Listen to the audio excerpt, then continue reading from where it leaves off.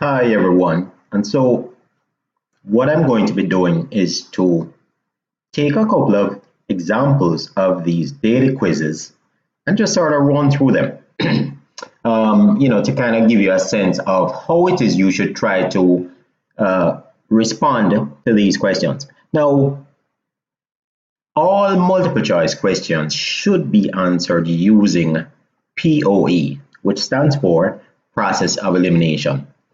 There is no proper way to do a multiple choice question. There's no sort of deterministic way to get the answer you need for a multiple choice question without eliminating the wrong answers first.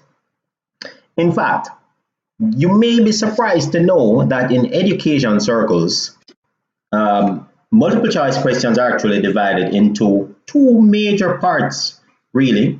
And the first part is what's called a STEM. The STEM is the part of the question which is stated first, right? So it's that broad part of the question. So for example, in this case, the swing set analogy shows that, and that is the STEM. Yeah, the STEM is these first 6 words. And then the idea is to match the response with the STEM, the best response with the STEM. Now, speaking of best response, you've got to understand that with multiple choice questions, you're always looking for a best response.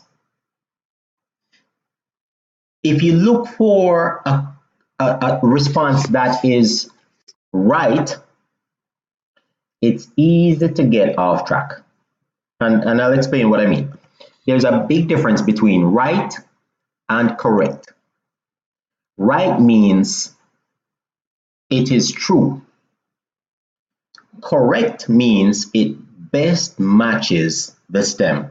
It best matches the question being asked. And that's something very important to remember. So in other words, you're going to have a couple of distractors, and that's the second part of the multiple choice question, right? They're called distractors.